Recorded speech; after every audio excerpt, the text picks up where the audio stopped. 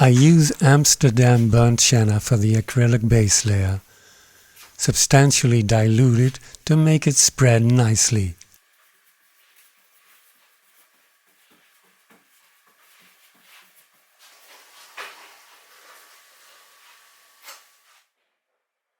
Acrylics dry quickly, so now I can begin working in oils. With a mix of titanium white and indanthrene blue, I do the bottom edge of the large dark cloud.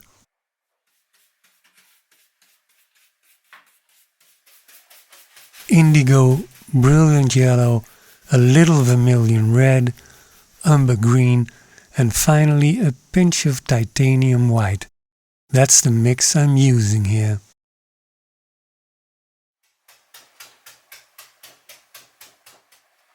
As you can see, this is not an opaque layer.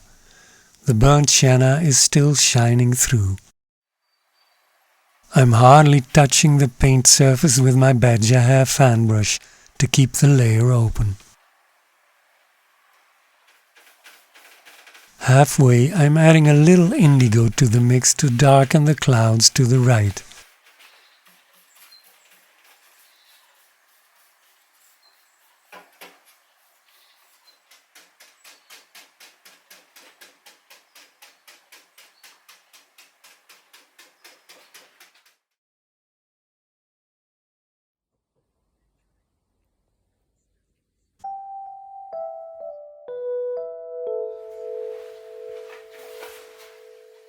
Next is the sea.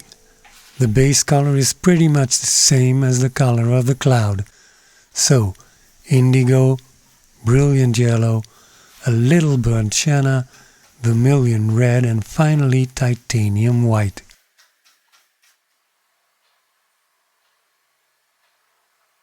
The white line of the horizon has disappeared, so I take it out again with my rag.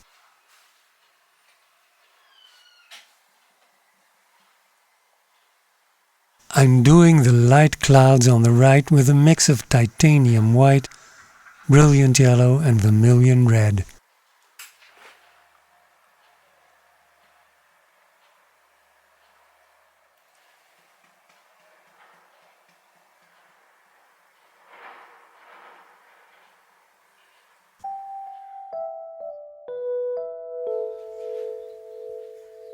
Today I'm going to do the cloud haze above the horizon, or at least the first layer. I use a highly diluted mixture of brilliant yellow and sepia.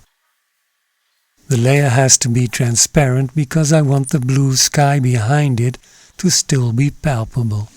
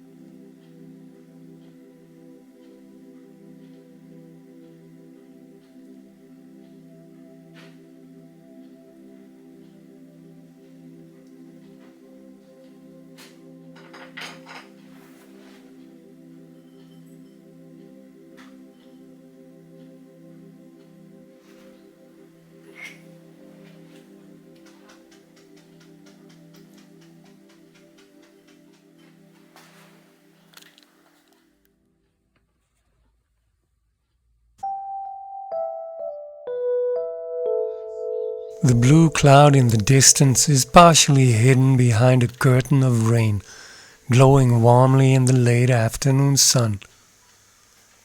Here my stipple brush is crucial again.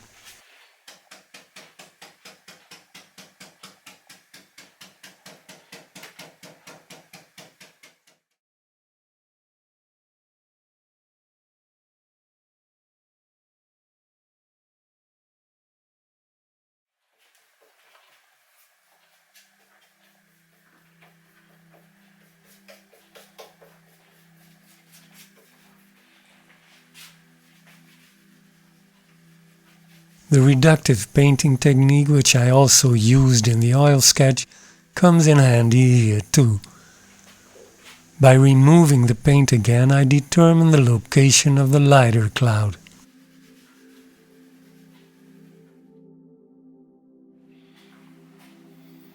I nicked my wife's easel because I was anxious to see how the painting looks when the panels are not placed in a slight angle. It's only now that I'm aware of the size of the thing.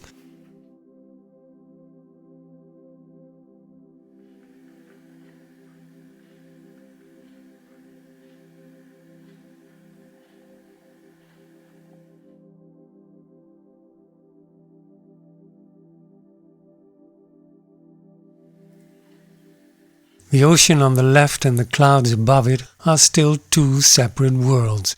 There's no connection in color yet.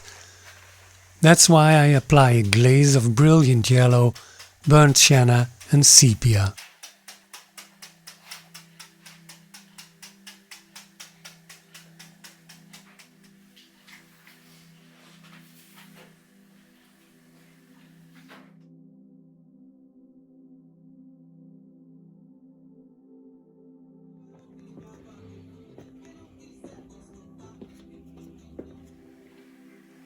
The dry brush trick.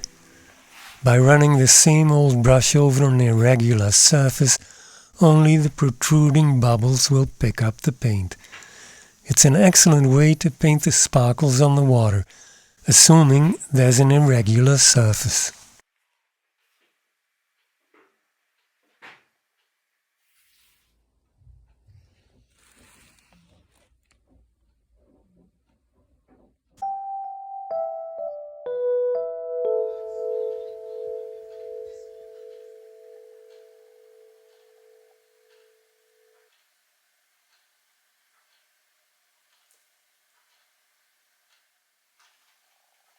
At a certain stage in the painting process, I let go of the reference photo. On the one hand, letting go means a greater degree of freedom to let the painting take its own course. On the other hand, it's easy to fall into these predictable repetitions. It is precisely the small shifts in a pattern that keep a painting interesting.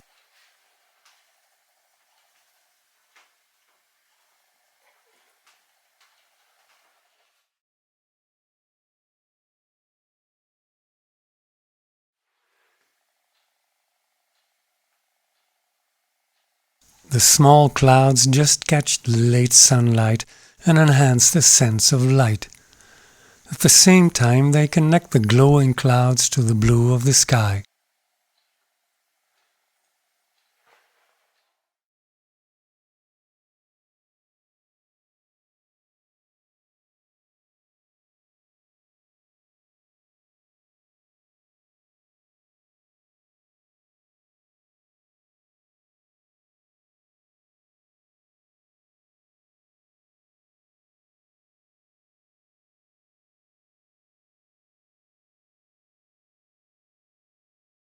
You can see the shine emerge when I wipe away parts of the reflection.